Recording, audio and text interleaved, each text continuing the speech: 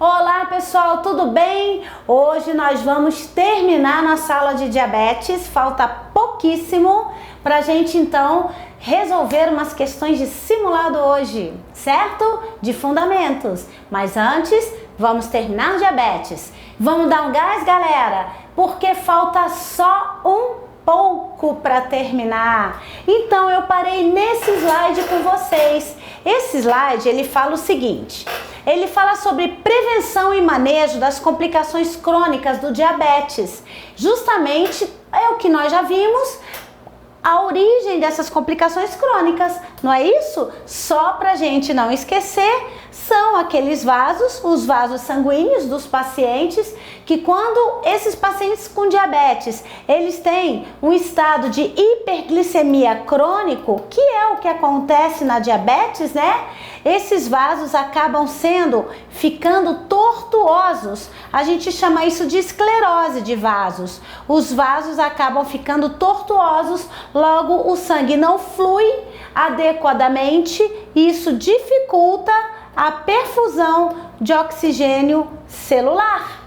Então, quando essa esclerose aqui, que é justamente, que significa a tortuosidade da parede dos vasos, quando isso acontece em vasos grandes, a gente chama de lesão macrovascular. Quando acontece em vasos pequenos, a gente chama de lesão microvascular. Essa esclerose, que é esse efeito tortuoso, esse efeito áspero na parede dos vasos, causado, né, pelo acúmulo de glicose no sangue, que irrita e vai acabar lesando com o tempo a parede dos vasos sanguíneos. Então nós temos aqui as prevenções e manejo microvasculares. Então, logicamente, que nós teremos como consequência das lesões microvasculares justamente a retinopatia diabética, a insuficiência renal crônica, que a gente chama de IRC, a insuficiência renal crônica, onde o paciente vai depender de diálise, né? Aí terão as modalidades de diálise peritoneal, hemodiálise, que vocês já viram em clínica médica, certo? A neuropatia diabética também é uma consequência das complicações microvasculares. Por quê? Porque mesmo sendo nervos, fazendo parte do sistema nervoso, né, periférico, esses nervos são inervados por vasos de calibre pequenininho, bem como o globo ocular. Só que aqui, em vez de ser o globo ocular, são nervos. Então, a neuropatia periférica, ela também vem de uma lesão microvascular, porque são os vasos pequenos que conseguem chegar até os nervos, que ficam tortuosos, logo os nervos, tá? Com diminuição de suprimento de glicose, de energia metabólica, né? Esses nervos acabam perdendo o principal de sua função, que é levar e trazer as sensações, né, de dor, de resposta. Isso faz com que o paciente desenvolva a neuropatia diabética. Então, gente, quando a gente fala que o paciente tem neuropatia diabética, que é aquele pé que não dói quando tem um calo, o paciente não sente a evolução do calo, então aquele pé não fica dolorido. Então, já que o que os olhos não veem, o coração não sente, a mesma coisa eu digo para o coração. O que o coração não sente, os olhos também não vão ver, né? É sentido contrário, também funciona. O paciente tem um calo nos pés, ele não sente incomodar porque ele não sente dor, a tendência do calo é aumentar, né? Você só trata aquilo que te incomoda, quando ele vai ver, ele já tem uma úlcera nos pés, né? Então, essa neuropatia diabética, ela está dentro da classificação geral das lesões microvasculares, certo? Então, e as lesões macrovasculares, elas serão a tortuosidade, a esclerose em grandes vasos. Quais são os grandes vasos mais acometidos por essa complicação macrovascular do diabetes? A artéria coronária, que nutre o miocárdio.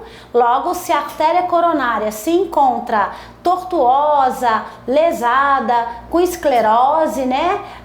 qual é o tecido, ou melhor, o músculo que será acometido por essa diminuição de perfusão? O miocárdio.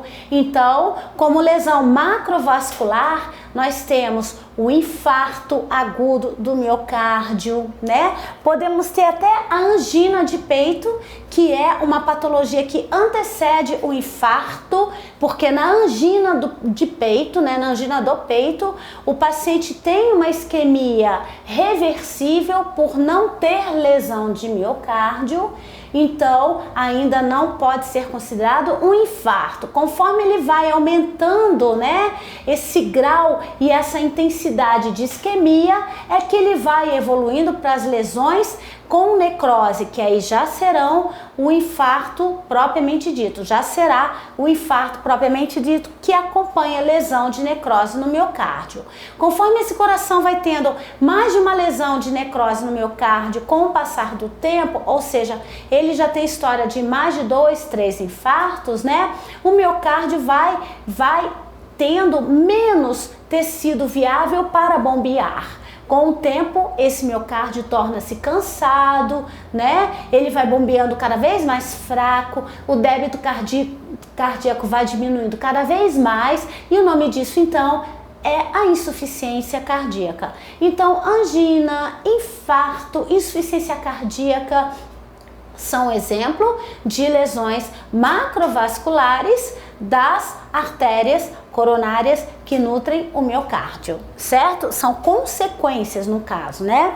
Que mais? Outro exemplo de lesão macrovascular é o acidente vascular cerebral, que vem como consequência da esclerose, por exemplo, das carótidas, que são artérias grandes, né, volumosas, que vão nutrir o encéfalo, a região encefálica, onde está o cérebro, né? Então, a lesão das carótidas, que são lesões macrovasculares, vão diminuir o suprimento de O2 na região especificamente cerebral falando, né? Porque o cérebro tá em toda a região encefálica, né?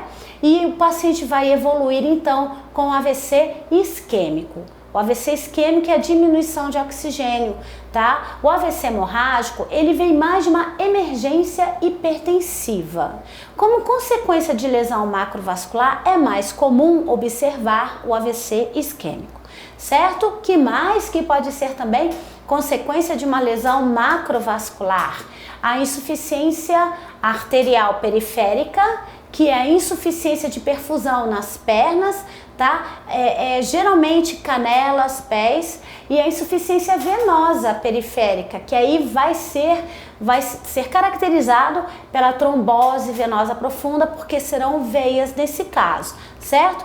Então vamos lá, ó, lesões macrovasculares, mesmo não sendo específicas do diabetes, né? Por quê? Porque uma pessoa que não tem diabetes também pode ter infarto. Uma pessoa que não tem diabetes também pode ter um AVC, certo? Uma pessoa que não tem diabetes também pode ter veias varicosas na perna, enfim, não é específico do diabetes, mas ocorre em maior percentagem em pacientes diabéticos, certo? Então, as lesões macrovasculares, mesmo não sendo específicas do diabetes, são mais graves nos indivíduos com diabetes. Por quê? Pensa num paciente que não tem esclerose de coronária. Esclerose é a tortuosidade, né? Mas ele vai ter a coronária com ateroesclerose. Ó, pessoal, isso na enfermagem médica, vocês têm que atentar para o fato, né? Veja bem aqui a diferença dos termos. Arteriosclerose e aterosclerose, tá? Arteriosclerose é qualquer tipo de lesão que acomete as artérias. Ateroesclerose é um tipo de arteriosclerose.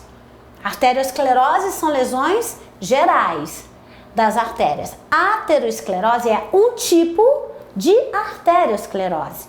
A aterosclerose é causada pelo acúmulo das placas de ateroma, né? Que são as gorduras, né? Aquelas placas de gordura. Então, a aterosclerose é um tipo de arteriosclerose, mas existem vários tipos de arteriosclerose que não sejam especificamente uma aterosclerose, tá?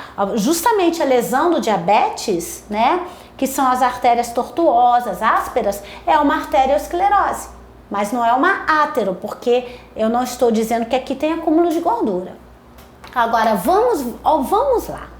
Se o paciente já tem, tá, propensão a ter acúmulo de gorduras no interior de suas artérias e, além do mais, ele tem diabetes associado, vocês concordam comigo que as gorduras vão se fixar, vão se acumular com muito mais rapidez e facilidade em uma artéria tortuosa do que numa artéria normal?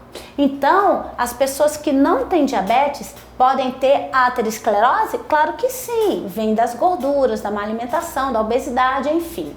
Mas as pessoas diabéticas que têm aterosclerose associada, nelas a evolução é mais rápida, porque a retenção de placas de ateroma em uma artéria endurecida, áspera e tortuosa é mais fácil que uma artéria lisa. Entenderam, galera? Por isso que dizem aqui, ó, que mesmo não sendo específicas da diabetes, quando ocorre em pessoas diabéticas, essas lesões macrovasculares costumam ser mais graves e terem maior índice de MORB, ou seja, doença, mortalidade, morte associada ao diabetes, tá? Como, por exemplo, o AVC, a trombose venosa profunda, o infarto agudo do miocárdio, a insuficiência cardíaca, certo? São todas lesões macrovasculares que, quando acometem um paciente que já vem com doença de base de diabetes, nesses pacientes elas se desenvolvem com prognóstico ainda, o que?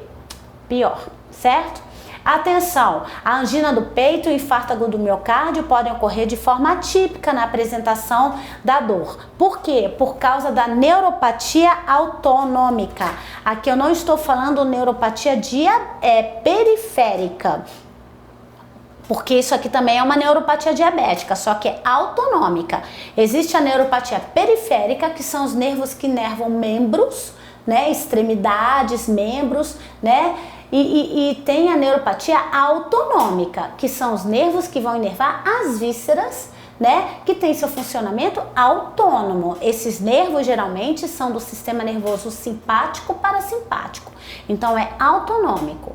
Logo, se eles inervam as vísceras e eles perdem a sua sensibilidade também nas vísceras, ok? Um paciente pode ter um infarto que não venha a ocorrer seguido daquela famosa dor anginosa, que a gente chama também de dor torácica. Mas a dor torácica também pode ter de vários tipos. A dor anginosa é um tipo de dor no tórax, específica de doenças cardíacas coronarianas, a dor anginosa. Ok, galera?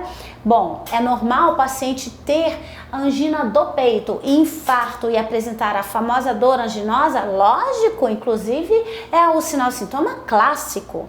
Mas os diabéticos que têm o acometimento de uma neuropatia autonômica, ou seja, nos nervos autônomos, eles podem não ter essa sensibilidade da dor, certo? E neles, o infarto pode evoluir de forma silenciosa, o que é pior.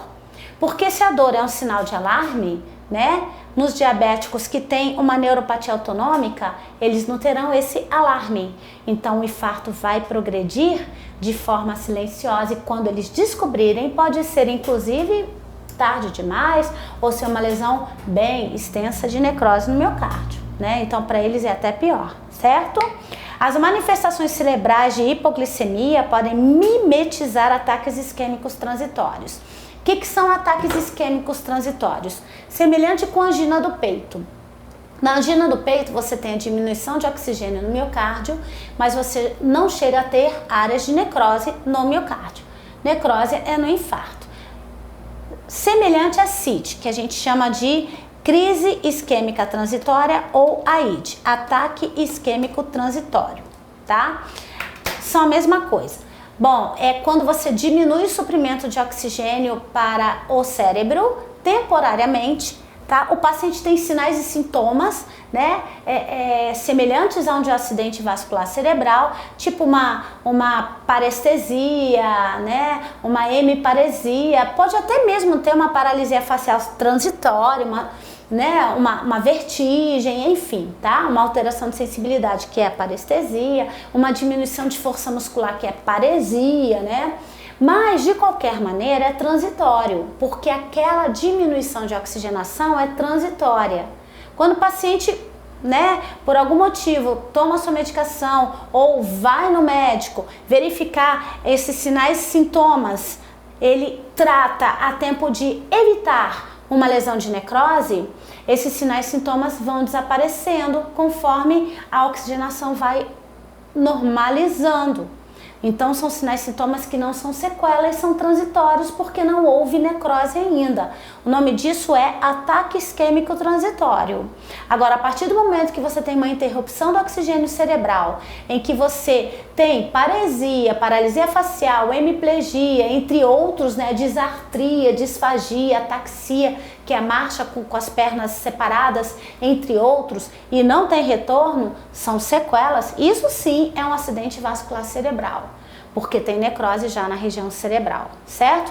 Então, as manifestações cerebrais de hipoglicemia podem mimetizar ataques isquêmicos transitórios. Como assim? Tá? Os pacientes diabéticos, eles podem ter tanto as complicações hiperglicêmicas quanto hipoglicêmicas, né?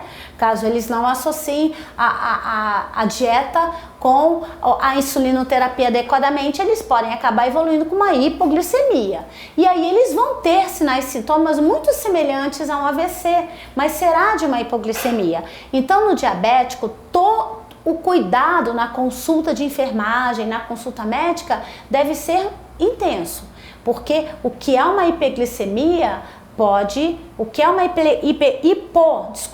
uma hipoglicemia aparente num diabético pode ser um AVC, entendeu? Então é isso aí. A evolução pós-infarto é pior nos pacientes com diabetes, justamente por causa da neuropatia autonômica, em que o infarto vai se desenvolvendo de forma silenciosa, e também porque as artérias coronárias, além de estarem obstruídas por placas de ateroma, o que é normal em uma aterosclerose, tem outras lesões de artéria envolvidas, que são as lesões causadas pela hiperglicemia, ou seja, as artérias já são baqueadas, né? O que facilita a obstrução pelas gorduras, pelos trombos, pelos coágulos sanguíneos, aumentando ainda mais, né, a extensão, a evolução desse infarto. A avaliação dos cuidados com os pés de pessoas com diabetes mellitus na atenção básica, isso é fácil, né? Consulta de enfermagem, aconselhamento de enfermagem para esses pacientes. Então você tem aqui, entre as complicações crônicas, o diabetes mellitus, as úlceras de pés, também conhecido como pé diabético, e a amputação de extremidades são as mais graves e de maior impacto socioeconômico. Por quê? Uma pessoa que tem os pés, as pernas, né, pelo menos até a altura da canela, amputados, é uma pessoa que tem uma vida laboral. O que é uma vida laboral? Uma vida de trabalho limitada. As pessoas que são amputadas, elas podem trabalhar, mas com limitações, né? Então isso vai criar problemas, tá? Na aceitação dessa pessoa para exercer qualquer tipo de trabalho. A oferta de trabalho para elas diminui um pouco mais, porque elas terão um campo de atividades limitados. Isso vai refletir na questão socioeconômica do paciente. O pé neuropático, o que é o pé neuropático? É o pé que desenvolveu lesões por questões associadas a neurodiabetes, né? A neuropatia diabética, que são aqueles nervos periféricos que não têm sensibilidade. Então, o pé neuropático caracteriza-se por alteração da sensibilidade dos membros inferiores. Como disse, o cara pisa num prego, né? Ou ele pisa numa farpa, ou ele desenvolve um calo, mas isso não está incomodando ele, então ele se acomoda e a lesão vai aumentando. Então, na história, o paciente pode referir sintomas como formigamentos, sensações de queimação que melhora com o exercício, porque você ativa a circulação, ou sintomas de diminuição de sensibilidade, como perder o sapato sem notar, ou lesões traumáticas assintomáticas sem notar. Isso é ruim, porque quando você não sente, você também não trata adequadamente. Lesões repetidas formam calos, bolhas, né, ferimentos superficiais e, em último caso, as úlceras de pele, que já é um grau de evolução mais grave dessas lesões pequenas, né? E o quadro 13 fala dos fatores de risco para úlceras de pés. Isso é bem simples, né? Olha, o paciente que teve uma amputação prévia, ou seja, ele já amputou o pé esquerdo, por exemplo, ele tem tendência a desenvolver úlceras de pés, né, com facilidade, né? Ele é suscetível a úlceras de pés porque ele já tem o membro amputado. Então, o que vai impedir ele de ter no outro? Então, amputações prévias são fatores de risco pela predisposição desse paciente. Úlcera nos pés no passado, porque a cicatrização nunca é uma cicatrização perfeita como de um paciente que não tem diabetes. Se você corta seu pé no caco de vidro ou qualquer outra circunstância, né, você acaba desenvolvendo ali uma ferida que vai cicatrizando normalmente com o passar do tempo, com os curativos, as coberturas, etc e tal. Mas o cara que é diabético, ele já tem uma esclerose de artérias, ele já tem uma diminuição de oxigenação, de energia metabólica, ele já tem uma diminuição de perfusão e o sangue leva todos os alimentos, nutrientes e também fatores de coagulação e cicatrizantes de uma ferida. Se você tem um aporte sanguíneo diminuído, tudo que está no sangue que é imprescindível para uma cicatrização não vai chegar adequadamente. Logo, esse paciente não vai cicatrizar, né? Então, a cicatrização desse paciente, além de ser lenta, nunca vai ser perfeita. Então, já houveram muitos casos, inclusive que eu observei, que eu atendi na minha carreira de enfermeira, de pés diabéticos, de úlceras, que estavam cicatrizadas e reabriram, certo? Então, são questões delicadas para os pacientes com pé diabético. Neuropatia periférica, o que diminui a sensibilidade, facilita a progressão de lesões, deformidade nos pés, aqueles pacientes que têm aqueles calos na ponta do dedo e que usa sapato, o sapato encosta ali, facilita, né, aquela área de erosão, né, facilita a erosão naquela área de contato daquele calo e assim por diante. Doença vascular periférica, né, a doença vascular periférica, ela pode ser arterial, como eu já expliquei na aula passada, lembram? Arterial, e pode ser também venosa, né? Lembra que eu falei na aula passada? O que é? É uma esclerose numa artéria, ou uma rigidez ou uma anormalidade na veia. Se for uma doença vascular periférica arterial, que a gente chama de insuficiência arterial periférica, como serão os sinais e sintomas do paciente? Falei na aula passada, vocês já sabem, mas vamos repetir comigo para gravar. Gravar não, para compreender bem. Quais são os sinais e sintomas de uma insuficiência periférica arterial? Ou seja, quando a artéria está acometida de obstrução ou de lesões. O paciente fica com as pernas, né, mais canela e pés, empretecidos, cianóticos, gelados e frios, mas se a insuficiência for venosa. Agora, o problema é na obstrução de veias. As veias não carregam sangue com oxigênio, exceto as veias pulmonares, que são uma exceção lá da circulação. Exceção. Nesse caso de circulação periférica, as veias carregam sangue com gás carbônico, ou seja, o oxigênio não está prejudicado, o gás carbônico está. Então, a obstrução terá outros sinais e sintomas, que será uma perna avermelhada, quente, edemaciada.